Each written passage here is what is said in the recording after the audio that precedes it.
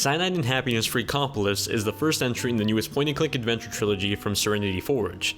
Dive into the classic edgy, raunchy humor that the series is known for, which, you know, probably means this review is going to get demonetized. Play as town loser Coop as they try to save the world and get a date to the prom in the process. What could go wrong?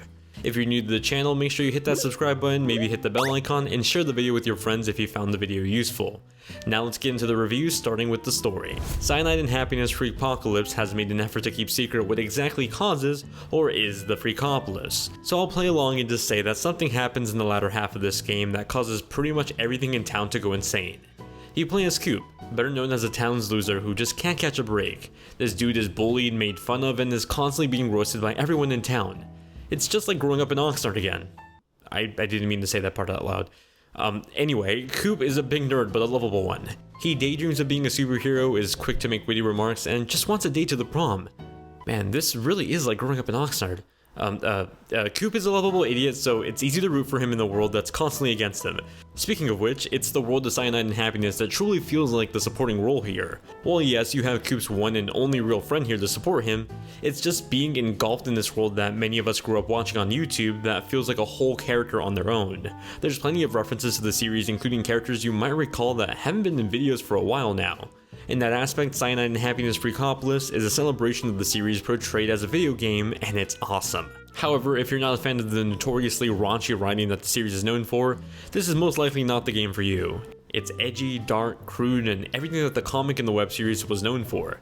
Pretty much meaning you'll never know what to expect, and that'll push a lot of buttons. Cyanide and Happiness Freakopolis presents itself as a point-and-click adventure game, ultimately feeling a lot like South Park The Stick of Truth, just without the combat. It's a more easygoing experience that has you clicking on just about everything in sight. You can interact with objects by either observing them, talking to them, or trying to touch them, though the latter might get you into trouble more often than not. Occasionally you'll come across items that you can pick up and hold in your inventory. These key items fuel the puzzles you'll consistently have to solve. In true point-and-click fashion, you'll be tasked with gathering certain items, solving problems, or just doing a lot of trading to ultimately get the one item you needed. I never really found it all that challenging to solve. At most, the most challenge I felt out of these puzzles was figuring out which items to combine in my inventory to clear an obstacle. Even then, it was more the finding those items than figuring out the combination. Cyanide and Happiness Freakopolis does try to help you out if you find yourself lost though. Pulling up your menu brings up a list of your chores. This is the game's versions of main and side quests. It's an easy identifier of what's a story-focused mission and what's something extra that you can do on the side.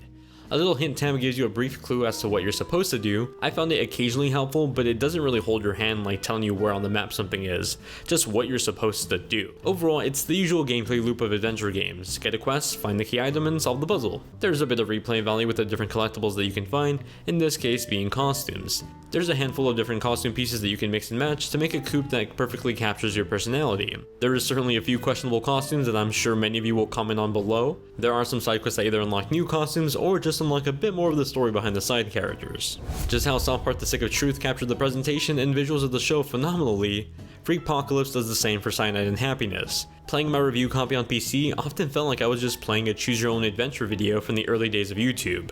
You know, those that relied on YouTube annotations? Visuals were sharp and perfectly mimicked to the art style of the show. The backgrounds throughout the campaign were filled to the brim with little details that always kept my attention. Whether it was Coop's attic filled with nostalgic references or questionable safe precautions of the woodshop class, I constantly found myself distracted by the hard work that went into these backgrounds. Cyanide and Happiness has always had a delightful, peppy, and almost humorous-like soundtrack that just puts you in a good mood. Cyanide and Happiness Freakopolis is no different. From the moment you boot up the game, you're presented with a foot-tapping tune that greets you during the main menu. It never failed to get a smirk out of me.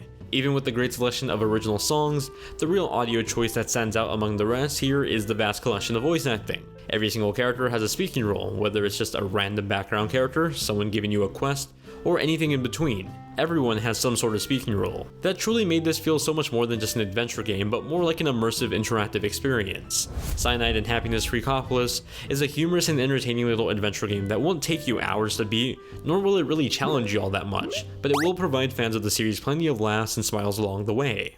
For fans of the self-aware crude comedy, pretty much anyone that enjoyed cartoons that aired on Comedy Central, this will be completely up your alley. If that's not your cup of tea, you're probably going to get bored of this rather quickly. There isn't much else to grab your attention outside of the writing and the IP, which once again reiterating, it's a game for already established fans. Thanks so much for watching this review. Did you watch Saturday Night in Happiness growing up? Are some of you born in the later 2000s and never heard of it? Make me feel like the old 25-year-old I am in the comments down below. Anyway, I gotta get back to getting my butt kicked on Apex Legends for Nintendo Switch, but I'll see you all over on my Discord server or in the comments down below.